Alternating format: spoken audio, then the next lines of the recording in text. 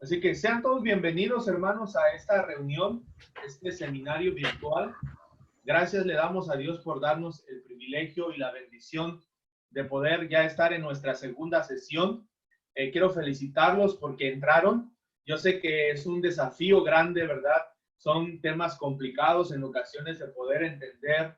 Yo sé que tal vez a muchos les costó hacer la tarea, pero le felicito a usted que sigue aquí echándole ganas, porque Dios al final de cuentas mira su esfuerzo, ¿verdad? Y aquí no se sienta mal, creo que todos estamos aquí para aprender. No se sienta mal si ustedes conocen muchas cosas, puesto que todos aquí estamos para aprender. Así que quiero iniciar con una oración. Cierra tus ojos, hermano y amigo, y vamos a orar pidiéndole a Dios dirección, protección y que Él nos llene de su presencia a través de esta clase. Así que cierra tus ojos si es posible y vamos a comenzar con una oración. Oremos, hermanos.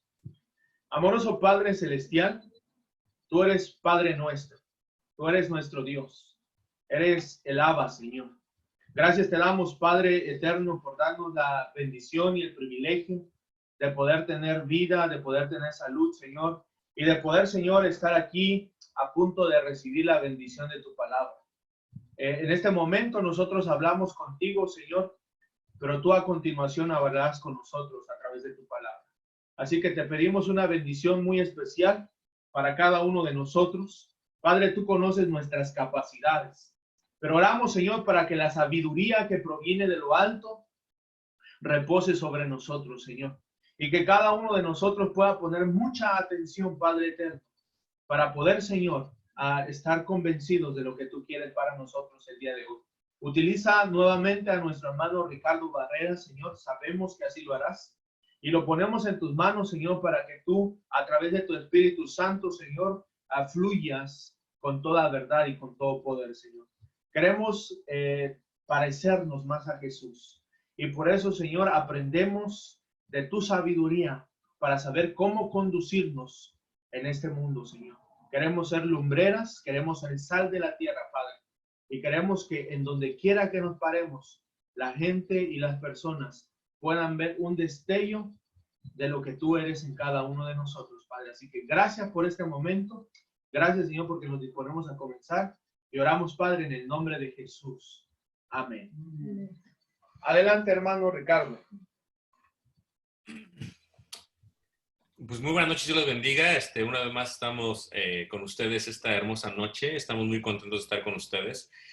Antes de iniciar en el chat, quiero agradecer a Dios primero y a ustedes porque se han esforzado y he colocado la lista de los hermanos que me entregaron su tarea, lo cual lo agradecemos porque de esa manera, de alguna u otra manera te mantienes ocupado durante la semana y entendemos que pues puedes estar refrescando las cosas para poder entrar a lo que sería la próxima clase.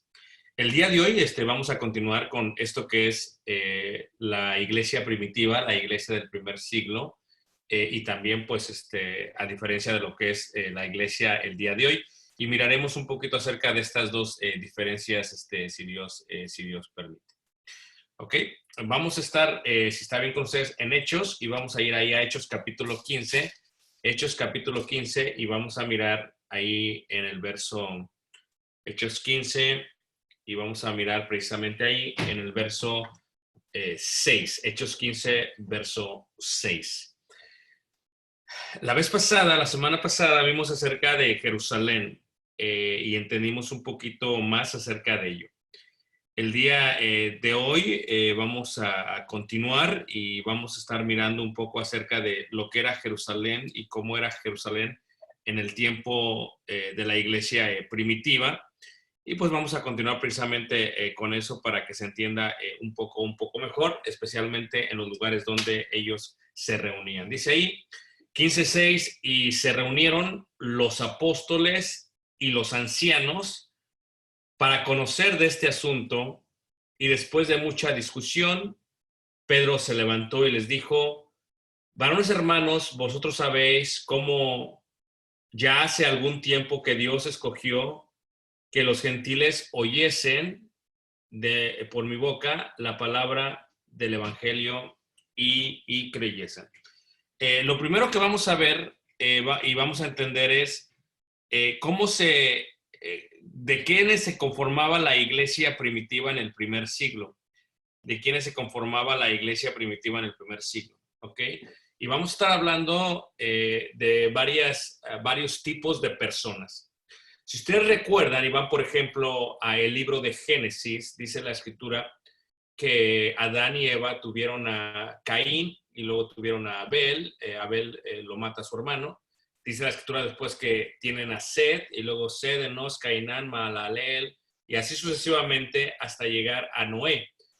Noé tiene 3 hijos, Sem, Cam, Jafet, y Sem, Cam, Jafet forman lo que son las 70 naciones en el mundo antiguo, las 70 naciones en el mundo antiguo.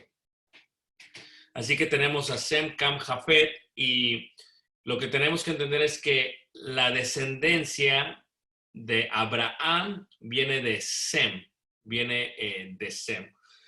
si ven ahí, por ejemplo, en Génesis, y vamos ahí a Génesis, y si vemos ahí en Génesis, en el capítulo 10, en el versículo 24, dice así, en cuanto a la descendencia de Sem, dice, Arfaxad engendró a Sala, y Sala engendró a Eber.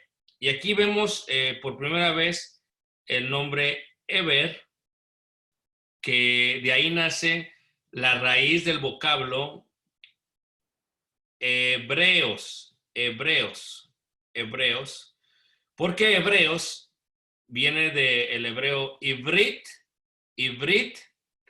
lo cual significa los que cruzaron. Así que los hebreos se van a considerar como lo que es raza. Esto es, los descendientes de Abraham, los descendientes de Sem, ¿ok? Los descendientes de Sem. Esos son los hebreos. Para ser hebreo, necesitas haber nacido de un padre hebreo. Y tu genealogía tiene que ir hasta Abraham, ¿ok? Así es como sabemos si alguien es hebreo. Se les llama la palabra hebreo de la palabra Ivrit porque son los que cruzaron de la ciudad de Ur hacia la tierra prometida. Después de Egipto cruzaron el Mar Rojo hacia lo que sería Kadesh o Cades. Después de Amón o lo que es Jordania hacia Canaán por el río Jordán. Esos son los primeros, son los hebreos. La iglesia primitiva tenía, en su mayoría, todos eran hebreos. En su mayoría eran todos hebreos, ¿ok? Número 1. Número 2, aparte de los hebreos, tenemos a lo que se va a considerar como prosélitos. Esto es, de las 70 naciones que tienen los 3 hijos de Noé, una nación solamente es la nación de los hebreos, ¿ok? Y las otras 69 son la nación de lo que se va a llamar las gentes o los gentiles, las gentes o los gentiles. Esto es, de todas aquellas razas que fluyen las 70 naciones, excepto la de los hebreos, son gentiles, son totalmente gentiles, y de ahí fluyen todas las razas tal y como las conocemos, ¿ok? Ahora, en la iglesia primitiva también había lo que se llama como prosélitos, ¿ok? La palabra prosélitos viene del griego proselutos.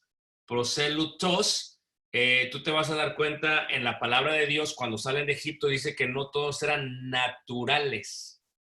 Y cuando habla de naturales, se refiere a aquellos que no eran descendientes de Abraham, a lo cual se le entiende como los que fueron pegados. Porque prosélito significa alguien que se pega, alguien que se añade o alguien que se adhiere. Ahora, ¿a qué se adhiere? Esa sería la pregunta. ¿A qué se adhiere? Si entendiéramos un poquito el tiempo de los judíos, lo que veríamos es que Adán, aproximadamente 5664 antes de Cristo, después tenemos Abraham y luego tenemos a lo que es Moisés. Y en Moisés tenemos lo que es la salida del pueblo de Israel de Egipto.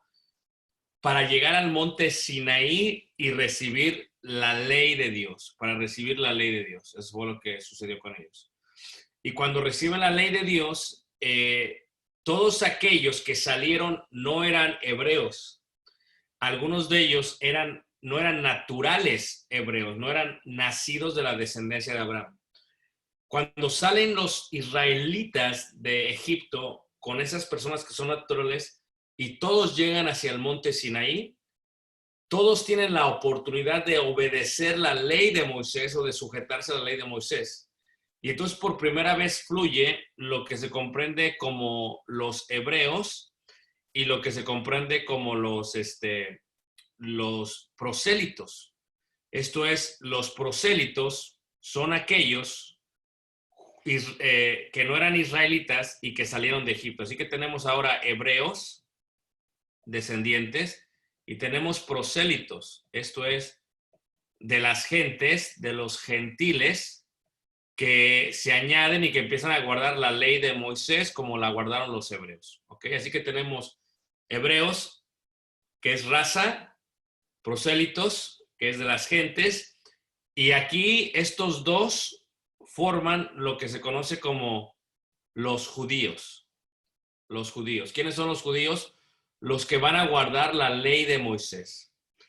¿Qué es la ley de Moisés? La ley de Moisés son los 613 mandamientos que podemos mirar nosotros en el Antiguo Testamento. Entonces, eso es lo que es la ley de Moisés, los 613 mandamientos que se encuentran en lo que se conoce como la ley. Ahora, ¿cómo se dice la ley en hebreo? Se le va a decir Torah. La ley es Torah. Esto es el conjunto de las enseñanzas. Y la Torah incluye 5 libros o los 5 rollos primero, lo que se le conoce en griego como el Pentateuco. Y la palabra Pentateuco, penta 5, teuco cajas. Entonces es donde se colocaban los rollos dentro de las cajas, Pentateuco. Entonces, los que eran judíos eran todos aquellos que guardaban la ley de Moisés. Ya fuese que fuesen gentiles, o sea, que hicieron prosélitos, o ya fuese que fuesen hebreos. Entonces, lo primero que tenemos que entender es la descripción de quiénes eran ellos, de cómo eran ellos. Entonces tenemos, para la iglesia primitiva, tendríamos hebreos, descendientes de Abraham. Cuando decimos hebreos, estamos haciendo referencia a raza, ¿ok? Y cuando dimos hebreos, en el Nuevo Testamento, en el primer siglo, estamos haciendo también referencia a el lenguaje, ¿ok? Tenemos prosélitos. Cuando decimos prosélitos son los que fueron gentiles o que son gentiles. Esto quiere decir que no tienen la genealogía Abraham, que no eran naturales de Israel, que se pegaron, que se añadieron, que se juntaron para guardar la ley de Moisés. Entonces los prosélitos son gentiles que guardan la ley de Moisés, los 613 mandamientos, y por lo tanto se hacen judíos. ¿Ok? Entonces aquí ya tenemos algo muy interesante, que judíos, puede ser que haya un judío que sea hebreo, o puede ser que haya un judío que sea prosélito. Entonces, eso es lo que tenemos que entender. Puede ser que haya un judío que sea hebreo, o puede ser que haya un judío que sea prosélito. En la iglesia primitiva, si tú lo ves con detalle, por ejemplo, si vamos al libro de Hechos, tú te vas a dar cuenta que ya antes de que entrasen los gentiles, ya había algunos prosélitos, había ya algunos prosélitos dentro de la iglesia primitiva. ¿Ok? Entonces, la idea de lo que es prosélito lo acabo de explicar. Entonces, ya tenemos una idea de cómo se conformaba la iglesia primitiva. Ahora, lo que tienes que entender también, que es algo muy interesante, que es otra cosa, es que en la iglesia primitiva también había judíos que eran hebreos, pero que no hablaban el idioma hebreo. que no hablaban el idioma hebreo. Y esto pues es muy, muy interesante, porque había una vez más judíos que eran hebreos, pero que no hablaban el idioma hebreo. Si ves tú, por ejemplo, Hechos en el capítulo 8, en el verso 27, fíjate cómo dice ahí, Hechos 8, 27, podemos mirar a alguien que es un prosélito. Hechos 8, 27 dice, entonces se levantó y fue, y sucedió que un etíope eunuco, dice ahí, funcionario de Candace, dice, reina de los etíopes, el cual estaba sobre todos sus tesoros y había venido a Jerusalén, dice, para adorar. Aquí tenemos el ejemplo de lo que te estoy diciendo. Lo que tenemos aquí es una persona que no es hebrea, no es descendiente de Abraham, que es gentil totalmente, pero que es judío. O sea que es un gentil que se ha convertido al judaísmo y que por lo tanto va hacia Jerusalén a adorar. Y aún, si ves tú en Hechos capítulo 6, en el versículo 5, uno de los 6 servidores de la iglesia primitiva, tenemos también, por ejemplo, a Nicolás, dice ahí Hechos 6, 5, agradó la propuesta a toda la multitud y eligieron a Esteban, varón lleno de fe y del Espíritu Santo, a Felipe, a Prócoro, a Nicanor, a Timón, a Parmenas y a Nicolás, y ahí dice prosélito de Antioquía. Entonces, si tú te das cuenta, los primeros 5 son hebreos.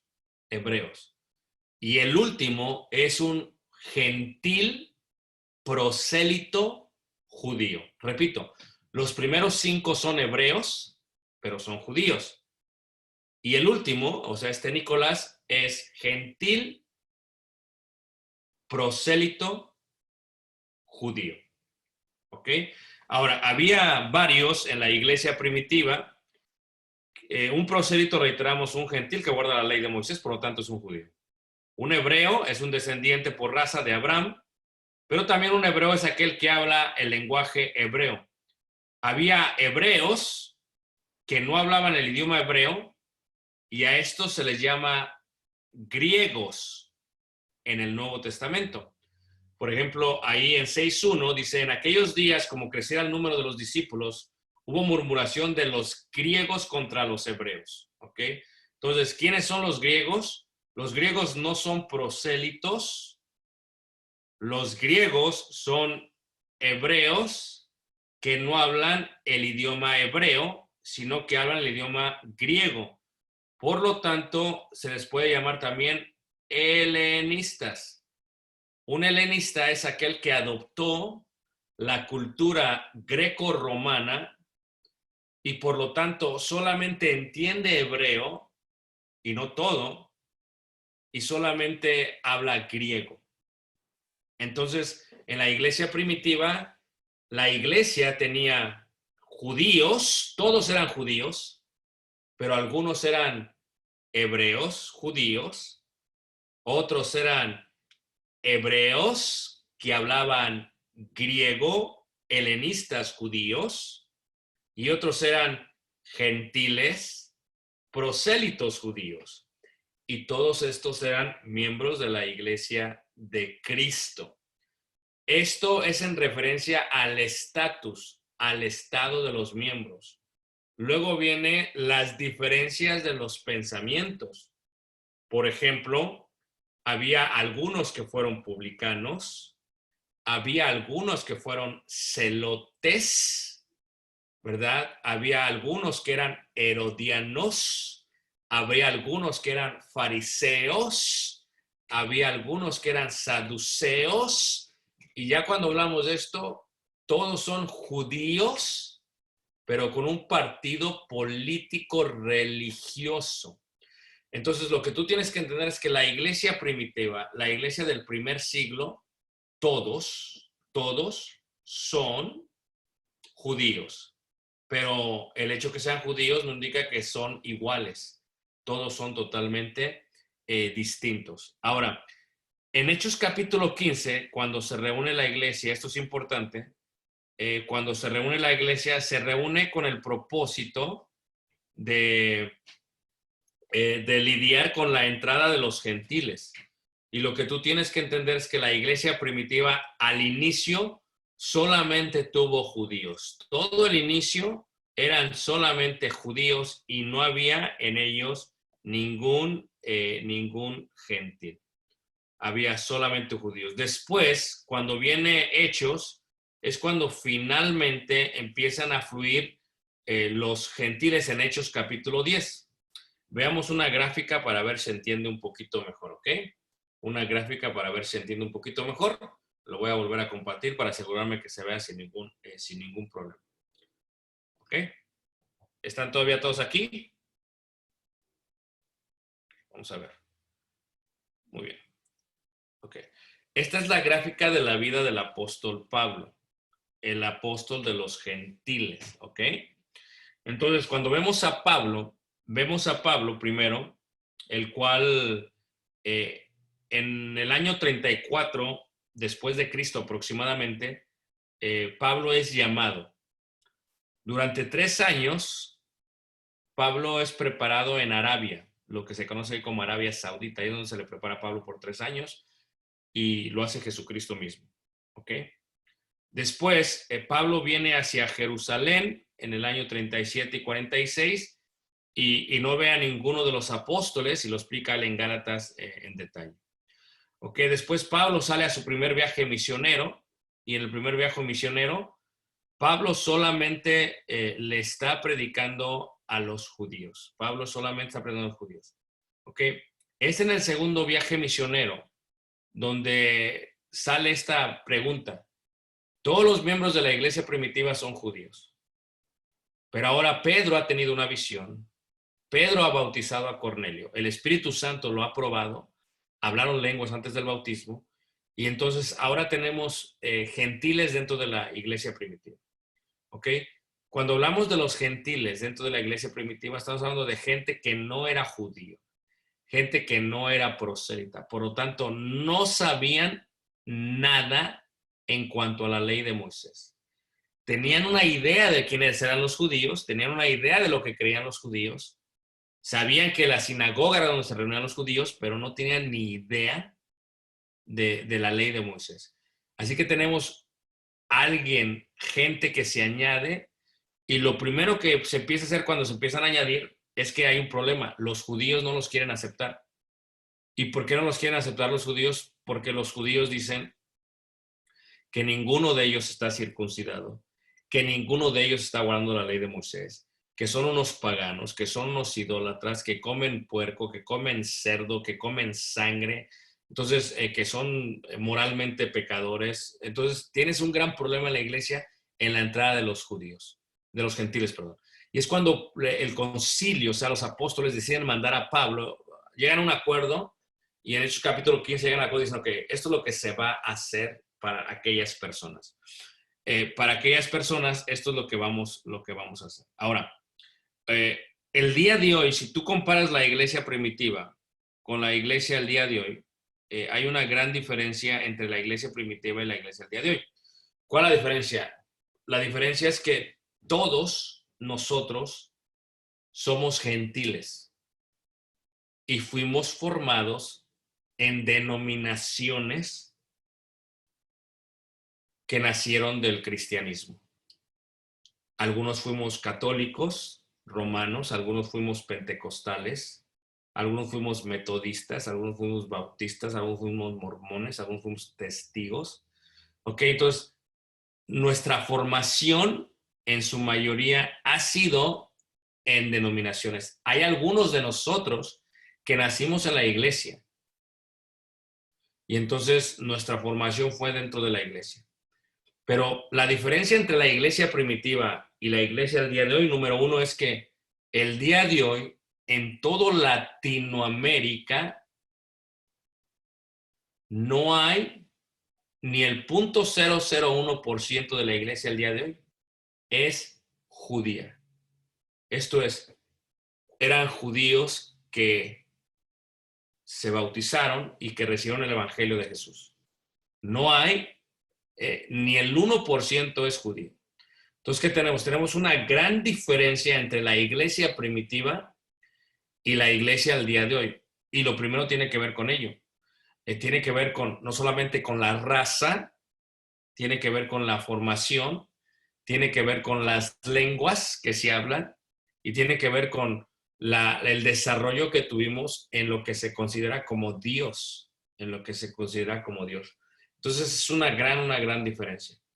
En el primer siglo, cuando los gentiles entran a la iglesia primitiva, después de Pedro, la pregunta era, tenemos que circuncidarlos y tienen que guardar la ley de Moisés.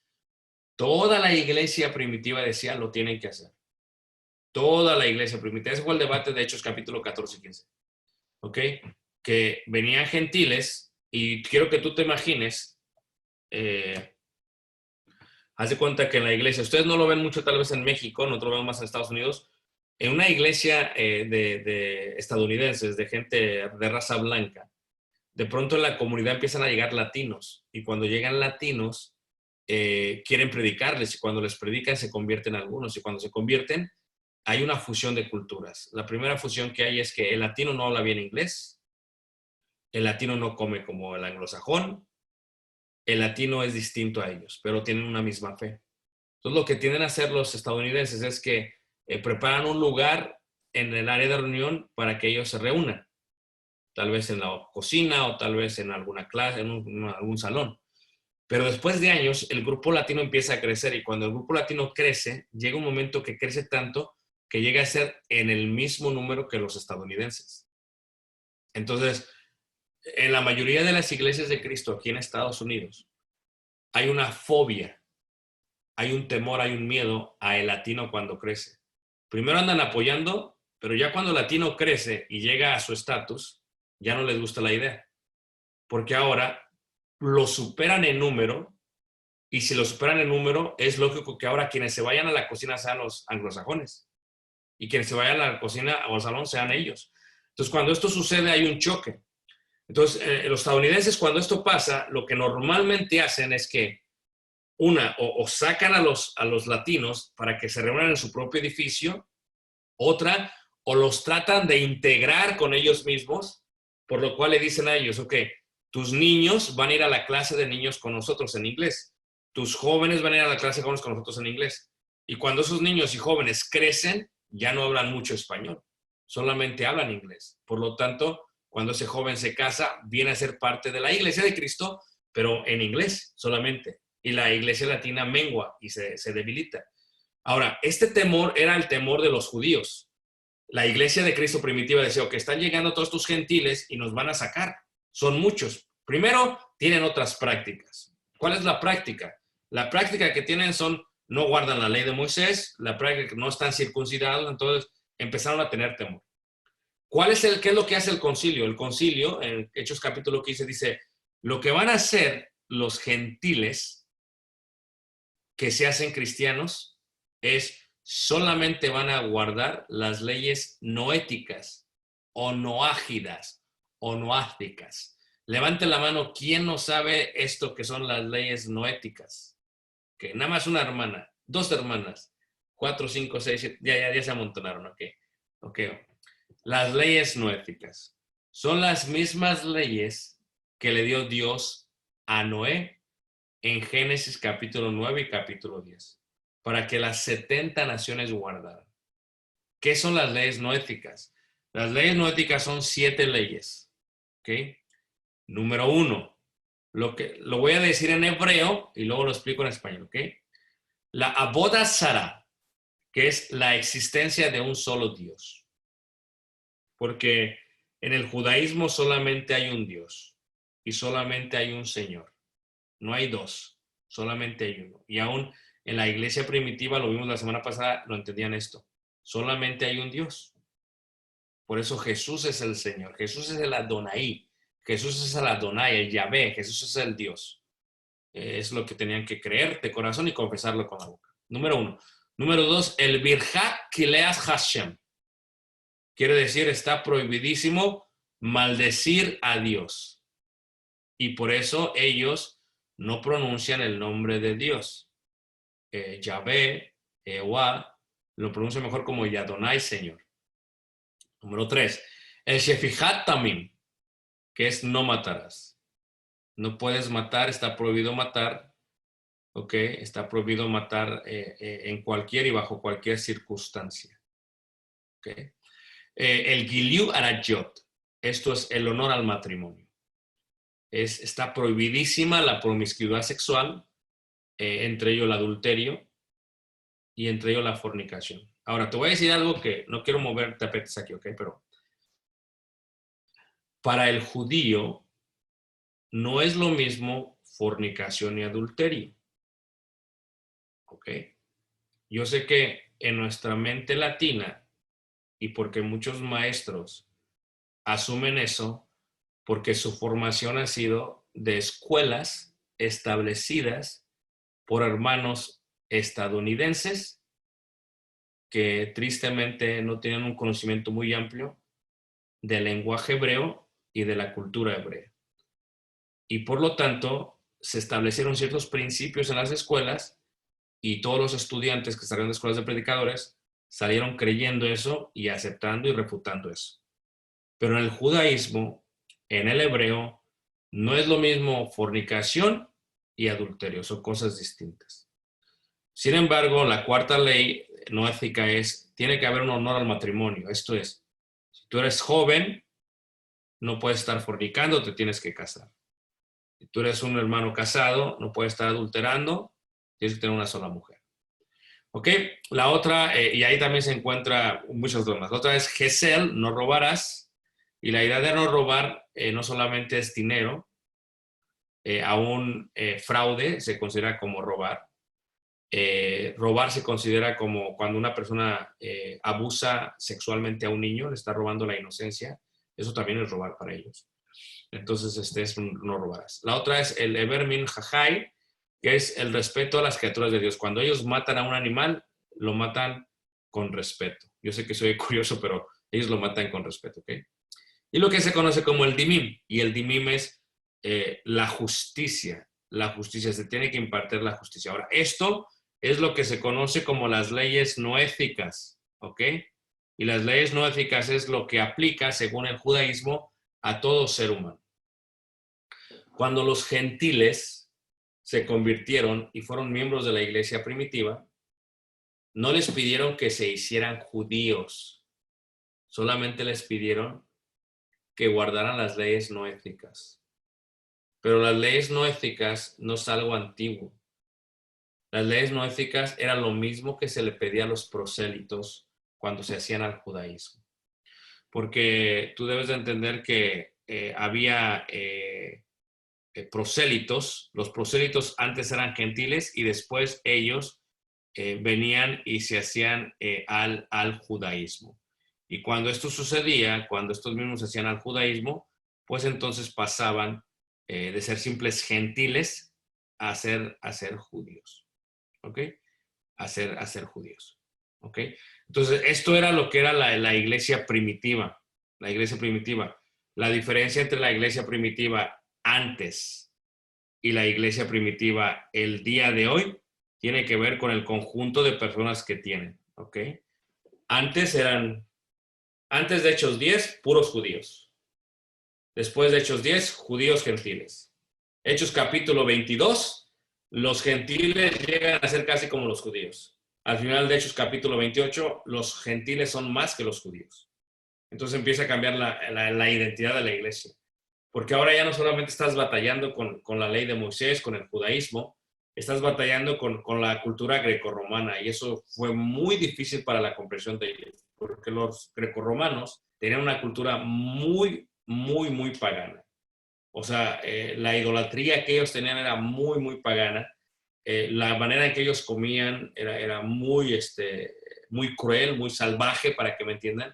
La sexualidad, por ejemplo, ellos tenían en Corinto un templo, el templo Afrodita, que se encuentra en la Acrópolis. La palabra Acrópolis es acro, principal, polis, ciudad. Acrópolis es la ciudad principal, que normalmente se edificaba sobre las montañas.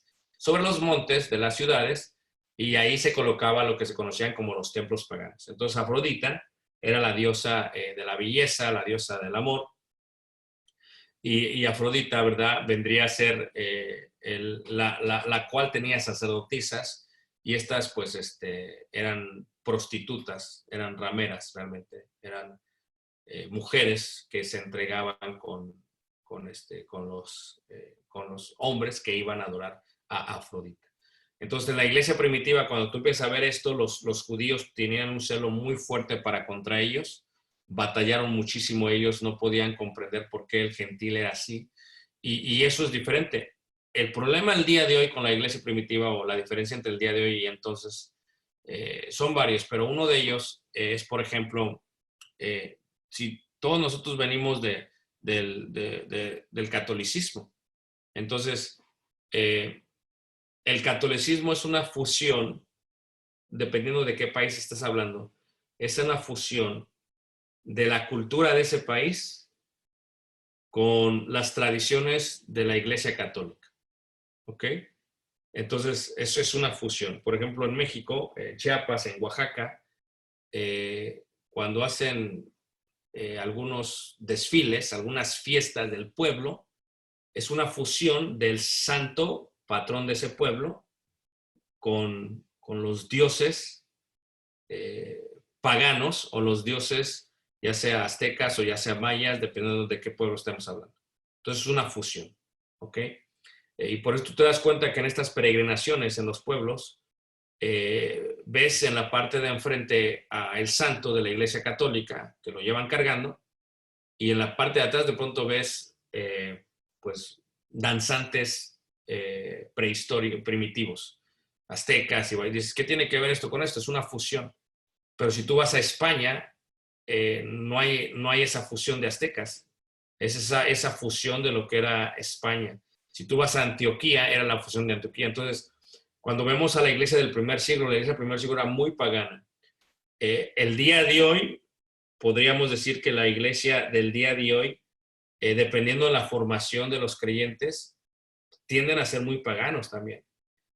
Muchos miembros batallan con muchísimas cosas que realmente vienen del catolicismo o vienen del paganismo y que no lo quieren aceptar. Y no solamente en cuanto a la parte de las fiestas, también en cuanto a la parte, por ejemplo, de lo que sería las comidas. Una vez más, en Argentina se ha tenido mucho el debate de comer sangre o no comer sangre, porque lo ven como una delicia. Lo que nosotros le llamamos en Ciudad de México como moronga, Murcia en la parte del norte, es pecado y está en las leyes no éticas. Y los apóstoles lo dijeron.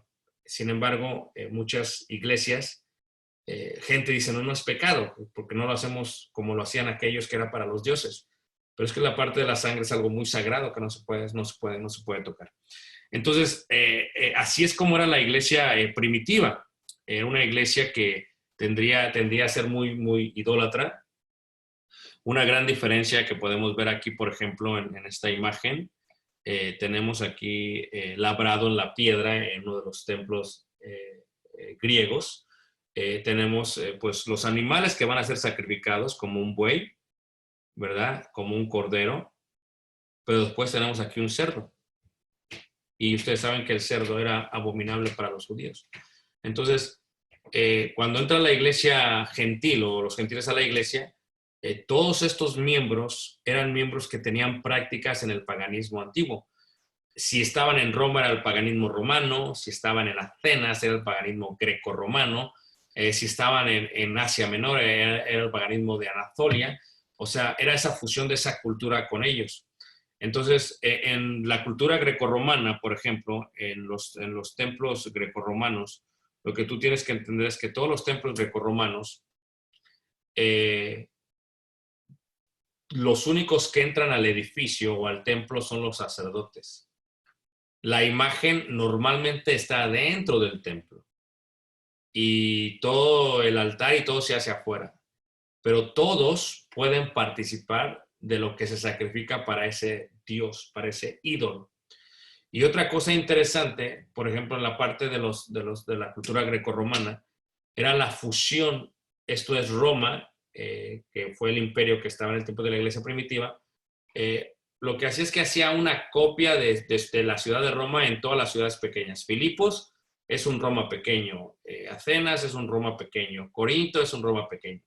¿Y a qué me refiero con eso? Si tú vas a México, por ejemplo, Zacatecas o Aguascalientes, Ciudad de México, Querétaro, donde quiera que tú vayas, es lo mismo. O sea, tienes el Zócalo, tienes la parroquia, tienes el municipio, es todo igual. O sea, tal vez haga algunas diferencias porque no se permite la construcción por las montañas o lo que sea, por el centro, pero todo es idéntico.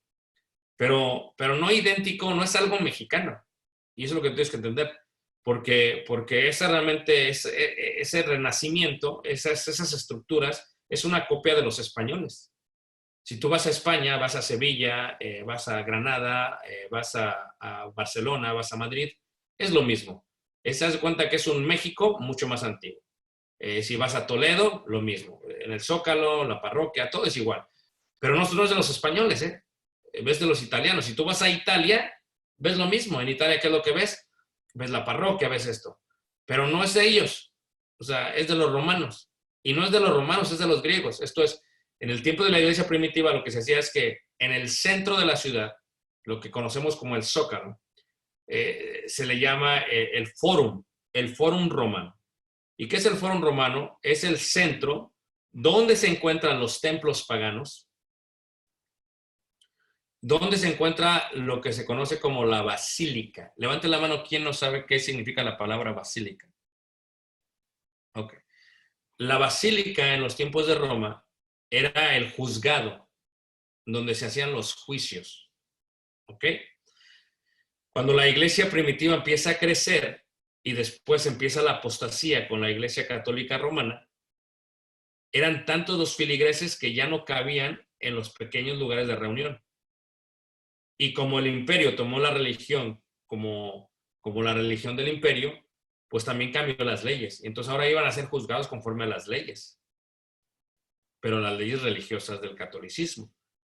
Entonces las basílicas que eran juzgados cambiaron de ser basílicas a los lugares donde se reunían los católicos romanos.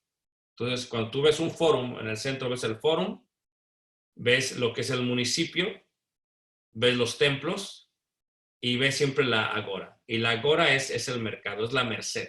Es el mercadito que siempre está.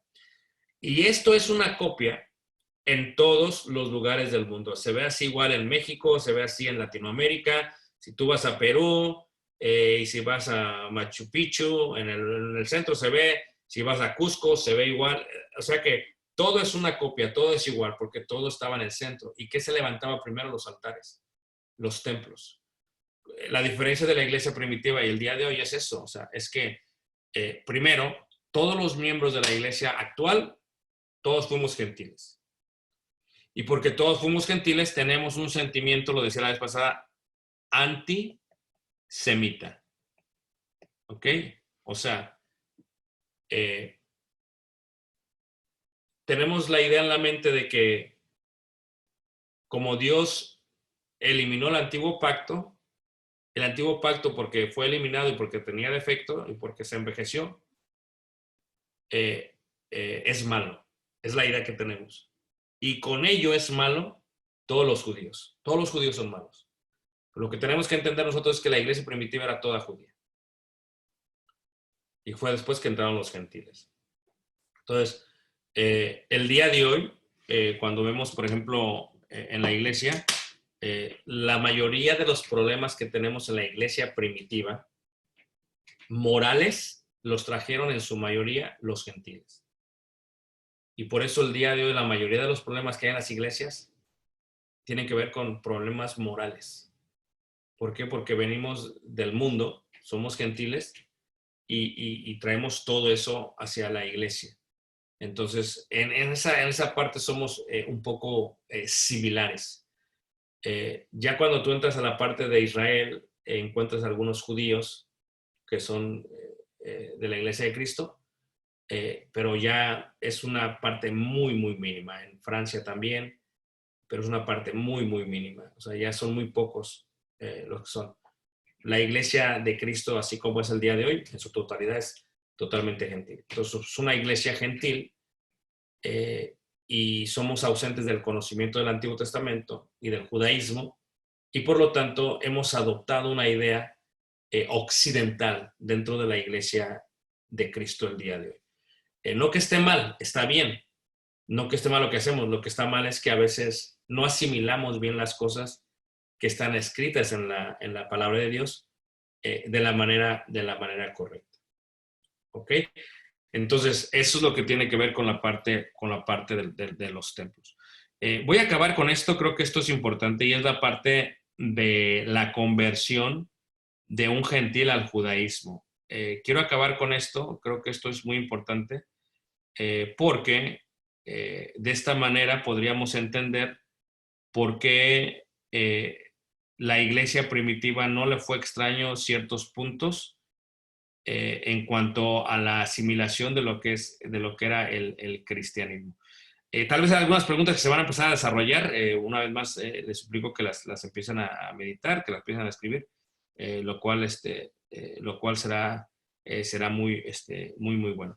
Pero una de ellas que quería mencionar, que es importante y no encuentro aquí las notas, tengo que ver dónde están mis notas, es que cuando un prosélito se convertía, cuando un gentil se hacía judío o se hacía prosélito, pasaba por ciertos pasos, lo que se le llama los pasos de conversión al judaísmo, que fue lo que pidieron los judíos que hicieran los gentiles en el primer siglo, y los apóstoles dijeron, no necesitan hacer ellos eso, porque guardan las leyes no éticas y hayan obedecido al evangelio, es suficiente. Entonces, eso yo creo que lo vamos a ver, si Dios permite, la próxima semana, si tenemos vida y tenemos salud. Así que antes de entrar a las preguntas, déjenles doy su asignación, si está bien con ustedes. ¿Todavía están aquí? Levanten la mano. Ok. Déjenles doy su asignación, si está bien con ustedes. Como asignación, lo que van a tener que hacer es que me van a escribir las diferencias entre hebreo, prosélito y gentil. Número 1. Número 2. Me van a detallar las 7 leyes no éticas. ¿Ok? Y número 3. Me van a explicar en breve, dando en detalle, ¿verdad? La similitud entre nuestra cultura latinoamericana y la cultura grecorromana. Que de cierta manera son muy, muy similares. Son muy, muy similares. Y ahorita lo voy a abrir para preguntas.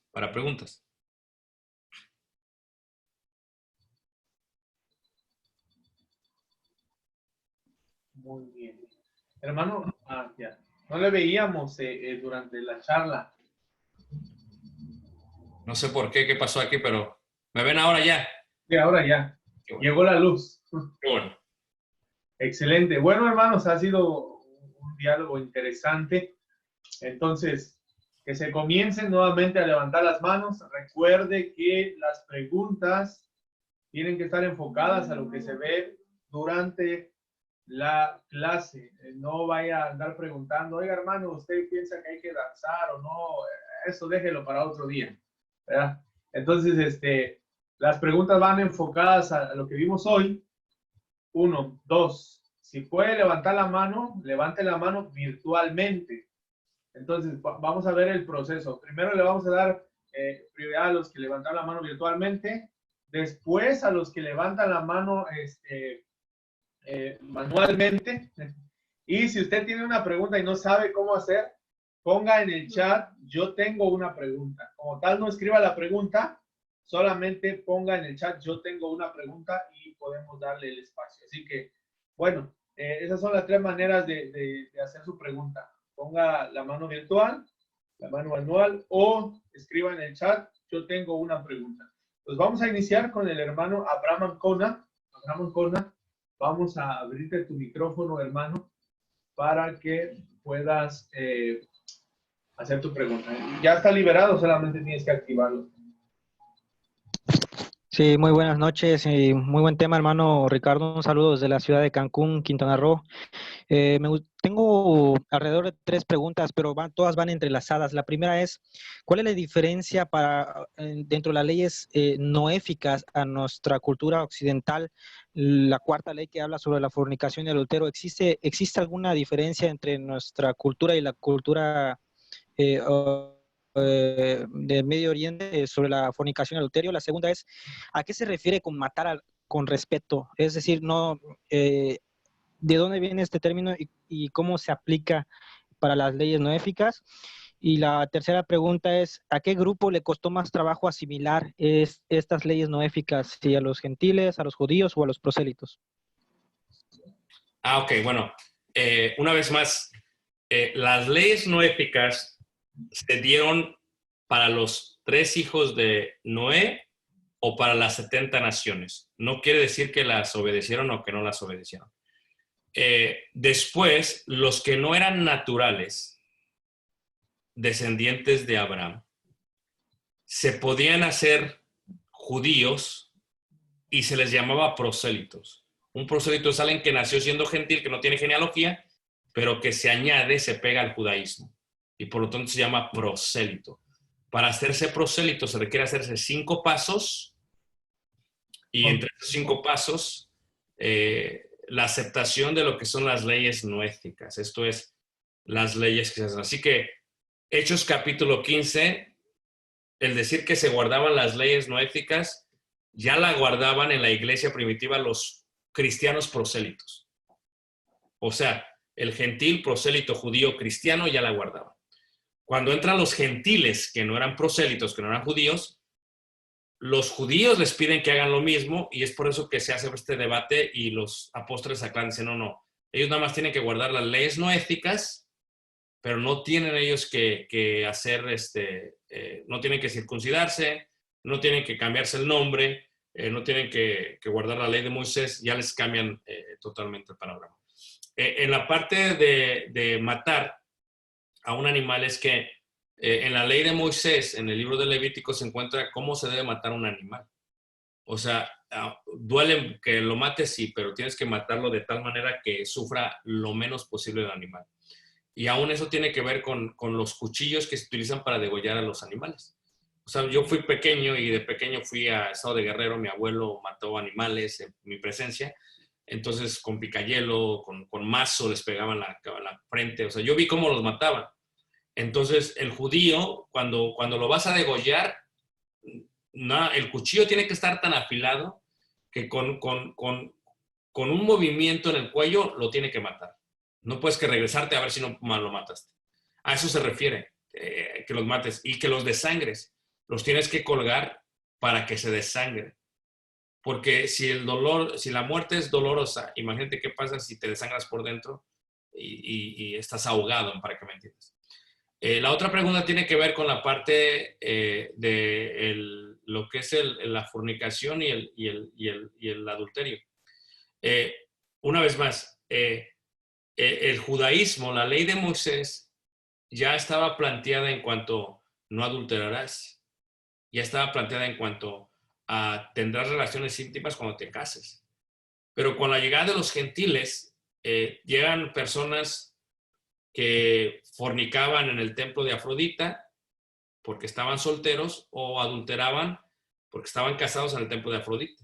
Y esto era muy común. Esto se metían con una mujer y se metían con otra mujer y lo hacían por razones religiosas. Claro, por la carne, pero su excusa era religión. Entonces, hay una gran diferencia entre aquellos porque el día de hoy, la mayoría de las preparaciones o maestros de Biblia, cuando interpretan la Biblia, lo que hacen es que toman un diccionario o la Rus, o a veces van hasta el internet y ponen, ¿qué significa la palabra adulterio? Y entonces, pues adulterio dice fornicación y aún dice incesto y dice métete con animales. Entonces, o sea, toman un diccionario y su interpretación está basada en un diccionario la Rus que se escribe 1700 años después de la Biblia. Entonces hay un contexto bien diferente entre lo que es cultural y lo que es aceptable. Entonces, la Biblia, por eso tú te vas a dar cuenta en el Nuevo Testamento. Si tú ves el Nuevo Testamento, te vas a dar cuenta que el Nuevo Testamento es muy claro, porque aún Hebreos dice, a los adúlteros y fornicarios los juzgará Dios. Siempre la Biblia va a separar el concepto de adulterio y fornicación, siempre lo va a separar. ¿Por qué? Porque son cosas distintas. Es el mismo acto, pero el estatus de la persona que lo hace es distinto. Entonces, a eso se refiere. Esa es la aplicación que podríamos hacer. ¿Ok? Excelente. Bueno, sigue nuestro hermano William Martínez. Hermano William, ahora ya de aquí. Buenas noches, hermano. Gracias. Gracias por la clase. Estuvo bastante enriquecedora y edificante.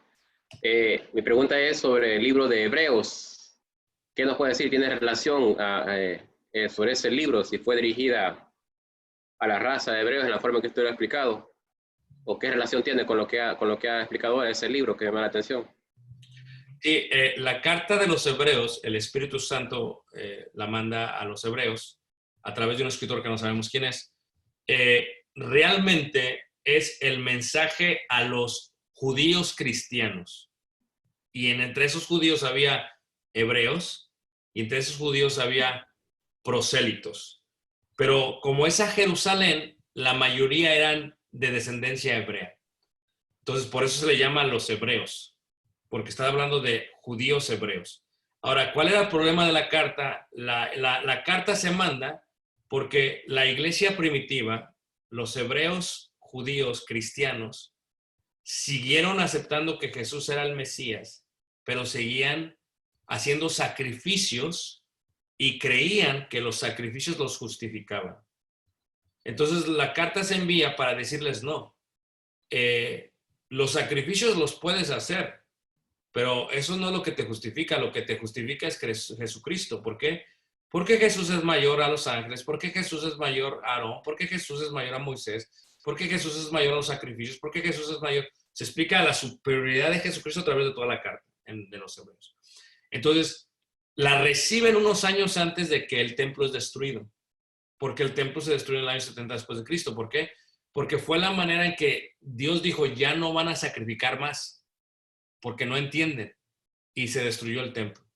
Pero aún para ese tiempo, si tú lees la carta de Hebreos, los judíos, los hebreos judíos cristianos sacrificaban animales. Y llegaron a pensar, a regresar a la idea de que la ley de Moisés es más superior que Jesús. Y la carta dice, no, Jesús es superior a toda la ley. Por eso se hizo la ley, para que todo apuntaba a Jesús. ¿Ok? Esa sería la respuesta. Excelente. Continúa nuestro hermano Augusto. Hermano Augusto. Adelante, hermano. Sí, hermano, buenas noches. Si yo tengo una duda respecto a las 7 leyes noéticas, creo que usted solo nos enseñó las 6, entonces como yo las apunté, pues creo que una o tal vez no presta atención. Entonces, no sé si podría decirnos las 7. Claro, la séptima ley de las leyes noéticas es la ley de la justicia. Es la ley de la justicia. ¿Y qué es la ley de la justicia? Lo que se llama en hebreo dinim. Dinim.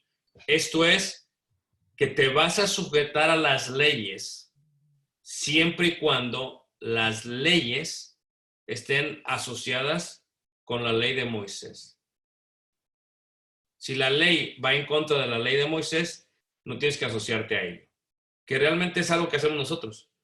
Nosotros nos sujetamos a las leyes de la tierra hasta que la ley de la tierra va en contra de la ley de Dios, como el aborto, ¿verdad? Como un matrimonio homosexual. Entonces, las leyes serían, número 1, la existencia de un solo Dios. Número 2, el respeto al nombre de Dios, al Creador. Número 3, no matarás. Número 4, el honor al matrimonio, no la promiscuidad. Número 5, no robarás. Número 6, el respeto a las criaturas. Y número 7, la preservación de la justicia, o lo que se llama dinim. Esto es seguir las leyes de la tierra siempre y cuando sean justas y estén sujetas a la ley de Dios. Ok, creo que eso ha respondido a varias preguntas, pero ellos tenían la duda de cuál era la número 7. Entonces, ahí está, hermanos. Hermano Iván Patricia. Adelante, hermano. Mi hermano Ricardo, buenas noches. Mi hermano, Dios los bendiga. Buenas noches, hermano. En la pregunta, mi hermano, es en el Shifit Adamim, que tiene la ley noética. ¿Qué pasaba cuando iban a la guerra? Ok. Lo que pasa es que para el judío, la ley noética es no matarás. Pero cuando la ley es directa de Dios, matar, entonces sobrepasa esa ley. Cuando dice Dios, por ejemplo, ve y me matas a todos a los amalecitas. Esa ley, como Dios la mandó directamente, la tienes que obedecer. Ahora, lo que tú tienes que saber es que en el pensamiento judío llegaron a pensar que eso se refería a matar a otro descendiente de Abraham. No necesariamente a un gentil. Eso es lo que llegaron ellos a pensar. Lo cual lo explica luego mucho mejor el apóstol Pablo, o Jesús, perdón, en los evangelios. Excelente, muy bien. Creo que es una pregunta que han tenido muchos en algún momento, ¿verdad? Hay posible una contradicción en no matarás y después Dios diciendo mata. Bueno, por acá está una buena respuesta. Entonces, por si alguna vez la han tenido. Sigue nuestro hermano Jorge. ¿Jorge qué? Jorge Moreno. No se esconda, hermano. Ok, adelante, hermano, ya le abrí su micrófono. Gracias, hermano. Gracias. Yo cuando leo Hechos capítulo 15 y otros pasajes de Efesios, Gálatas, me sorprendo cómo el Espíritu Santo hizo para que prevaleciera la iglesia en el primer siglo con tanta diferencia cultural, pensamientos, políticas y todo, ¿no? Mi pregunta es que en Hechos capítulo 15, versículos 29, leyendo, dice aquí que no coman nada que haya sido ofrecido a los ídolos, tampoco prueben sangre ni coman carne de animales que hayan sido estrangulados, no cometan ninguna clase de pecado sexual o fornicación. Pero todas estas recomendaciones, digo yo recomendaciones, aparte de la fornicación, porque la fornicación ya en el Nuevo Testamento ya es condenada. Pero el resto de cosas que la iglesia en Jerusalén recomendó para los gentiles eran meras recomendaciones para la convivencia de la iglesia por las diferencias culturales. Pregunta, eso es una pregunta, ¿no? La que hago, porque ya vemos también en el Antiguo Testamento que dice que nadie te condene por comidas y bebidas, ¿no? ¿Cómo explicar esta parte, ¿no? Que en Hechos dice, miren, no hagan esto, pero en otra parte del Nuevo Testamento ya dice que nadie te condene por eso. Ok. Bueno, es muy importante entender, una vez más, el pensamiento del primer siglo y las palabras que utilizan aquí los apóstoles cuando mandan la carta. Porque el día de hoy, por ejemplo, ahorita está con lo del coronavirus, por ejemplo, ¿ok? Entonces, cuando nosotros decimos recomendaciones, esta palabra recomendaciones es un concepto actual, moderno, no del primer siglo, ¿ok? Porque es un concepto que habla de democracia, que habla de libertad, que habla de elección. Esa idea de recomendaciones es lo que tenemos que entender, ¿ok? En el primer siglo no era así. O sea, el organigrama, la autoridad de la iglesia primitiva era Dios, Jesús, los apóstoles, profetas, evangelistas, pastores, maestros. O sea, era muy detallado. Entonces, cuando dice aquí la palabra de Dios, dice, porque ha parecido bien al Espíritu Santo, creemos que es Dios, y a nosotros, o sea, los apóstoles y ancianos, no imponernos ninguna carga más que estas cosas necesarias. Y cuando habla de cosas necesarias, no es realmente una recomendación, es algo que tenían que hacer. Es algo que tenían que guardar. Ahora, recuerden que estamos hablando de que esta carta se envía a los gentiles, pero no solamente a los gentiles que estaban, por ejemplo, en las iglesias de Cristo en Damasco, no solamente a los gentiles que estaban en la iglesia de Cristo en Chipre, no solamente los que estaban en la iglesia de Cristo de Capadocia, ni de Asia Menor, sino que se extiende a todas las iglesias primitivas o iglesias de Cristo que ya estaban en unas 5 o 6 distintas culturas, aunque todos bajo la cultura grecorromana. Algunos eran más orientales, algunas eran más griegas, algunas eran más romanas, algunas eran grecorromanas, algunos eran asiáticas, o lo que se llamaba en aquel día Anazolia. Entonces son diferentes culturas y cada una de ellas tenía diferentes pensamientos en cuanto a estos conceptos.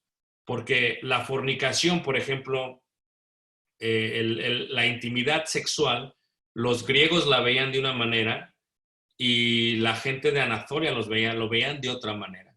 Y la gente de Damasco lo veían de otra manera. Así que estas cosas necesarias se planea como, esto es lo que la iglesia va a hacer. Los apóstoles deciden, ¿verdad? Que el Espíritu Santo realmente, que es la dirección divina, dice, esto es como va a ser la iglesia de Cristo. ¿Cómo vamos a ser como iglesia de Cristo? La iglesia de Cristo lo que vamos a hacer es que no vamos a ser idólatras. Ciertamente la idolatría para los griegos era tal vez el Partenón, era Apolos, era, ¿me entienden? Pero ya para Anazolia era otros dioses. O sea, es como el día de hoy, o sea, en Oaxaca hay un santo y en Aguascalientes hay otro santo y o sea, ya son diferentes santos.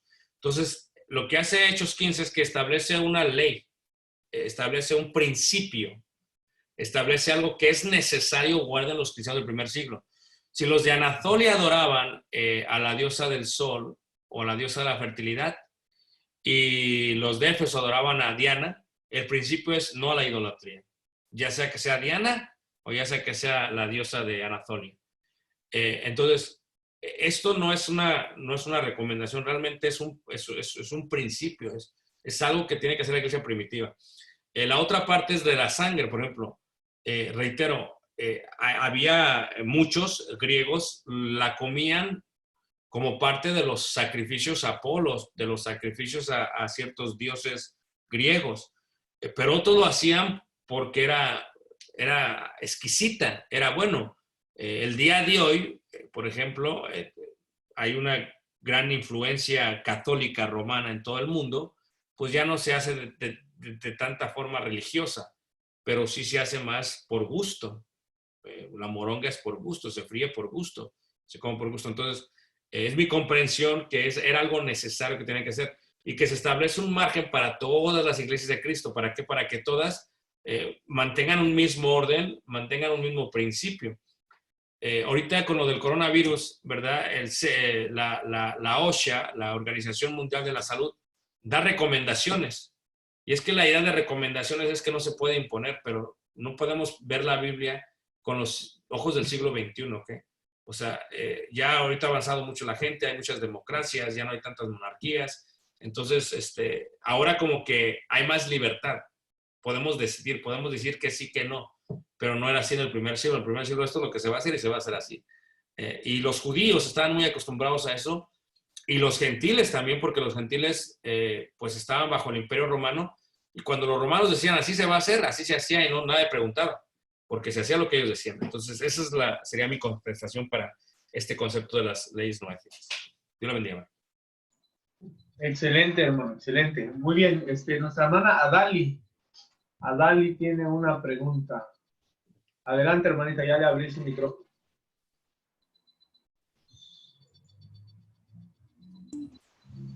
Sí, buenas noches, hermanos. Mi pregunta, bueno, me quedé ahí donde dijo el hermano, que antes de Hechos 10 todos eran judíos, y de otros, creo que 2 o 3 más versículos de cómo fue ingresando las personas a la iglesia. ¿Será que me los podría repetir, hermano? Sí, se perdió un poquito el audio. Antes del capítulo 10, toda la iglesia primitiva era judía. Pero por eso explicaba al principio. Cuando yo digo judío, puede ser hebreo o puede ser prosélito. Como el eunuco era un prosélito. Como Nicolás era un prosélito. Entonces, ¿qué es un prosélito? Alguien que fue gentil, que no venía de la descendencia de Abraham, pero que se había hecho el judaísmo a través de los 5 pasos. Eso nos explicó. Entonces, Hechos capítulo 10, Pedro ve lo del lienzo, Pedro ve que el Espíritu Santo aprueba a Cornelio y su casa y hablan en lenguas y los bautiza y entran los gentiles. Entonces, con la llegada de los gentiles entran todos estos problemas que estamos viendo ya ahorita. Esa es la gran diferencia. Lo que yo decía es que el día de hoy, pues todos somos gentiles. Toda la iglesia es gentil.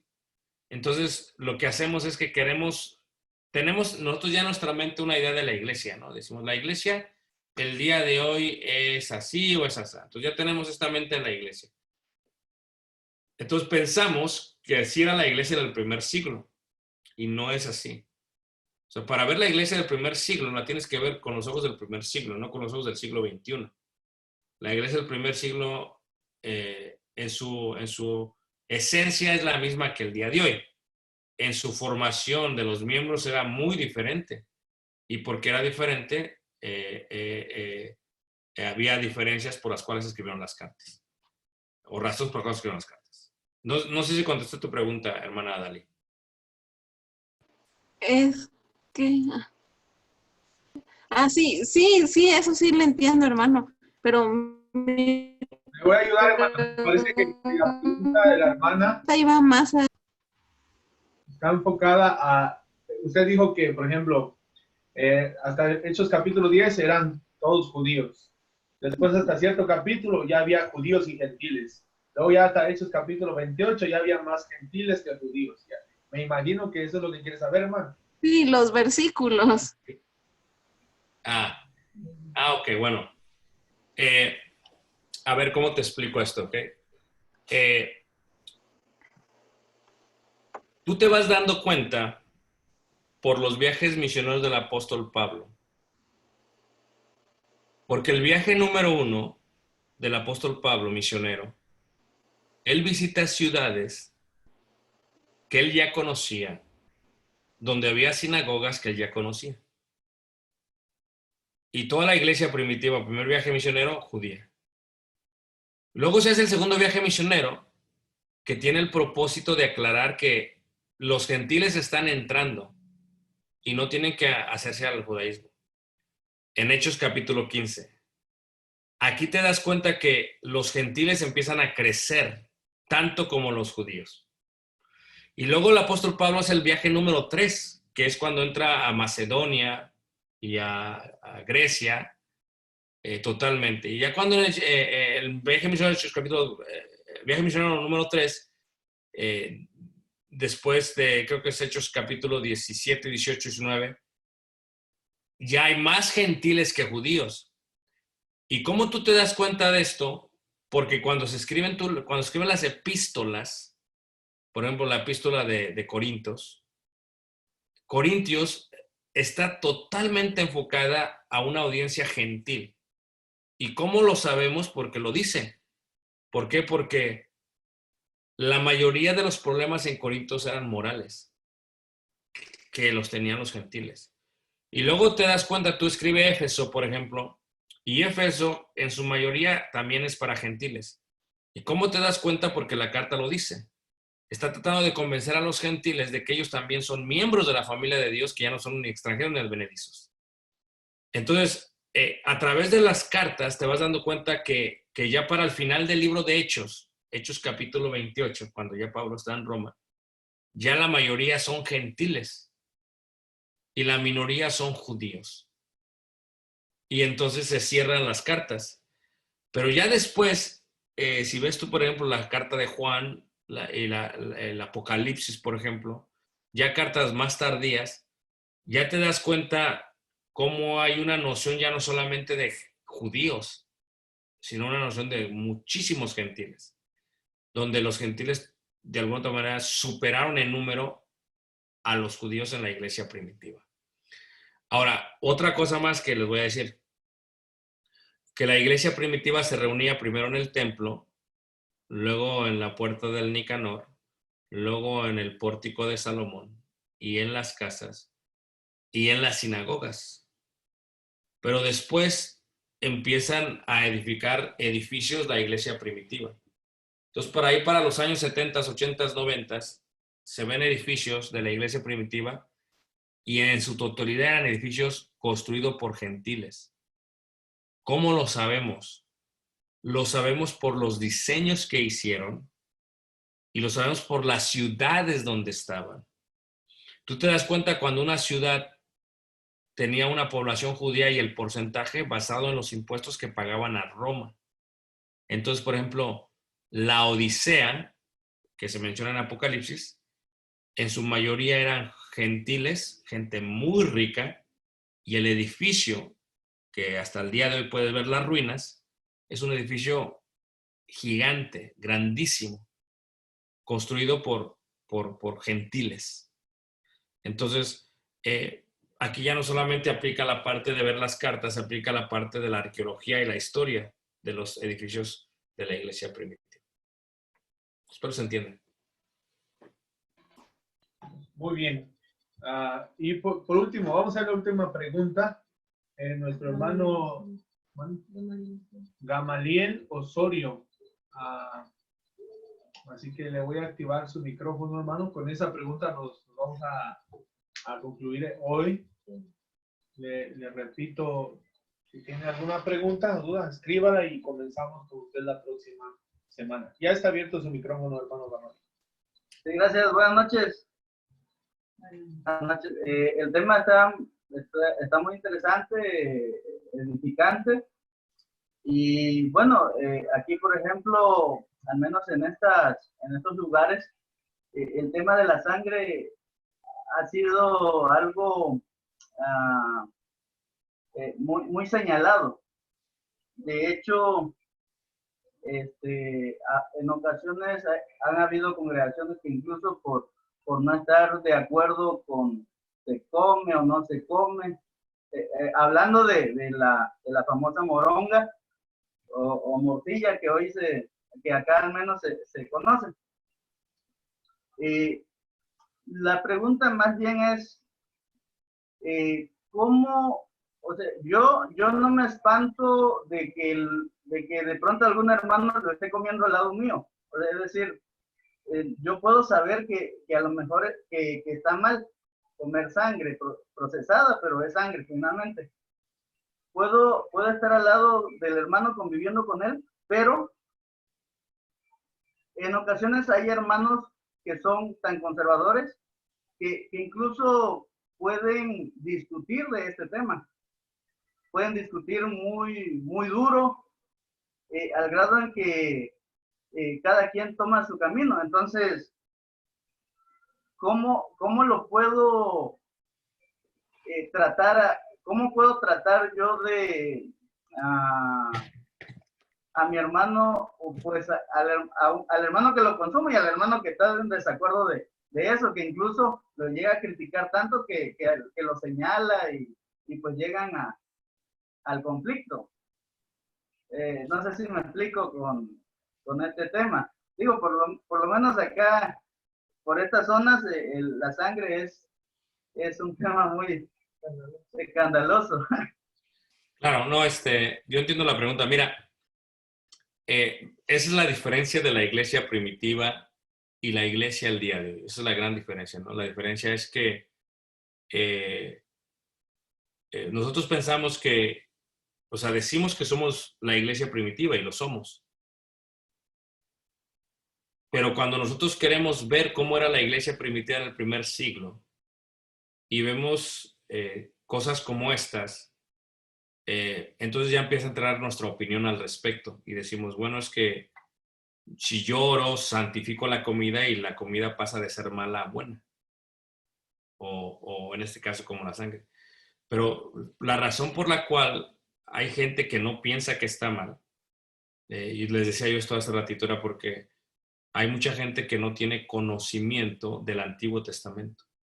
Porque todo esto se encuentra como principio, como esencia en el Antiguo Testamento. Cuando tú estás en el Antiguo Testamento y te das cuenta de la manera en que Dios mira la sangre, entonces asimilas un poco mejor la esencia de Dios en cuanto al respecto.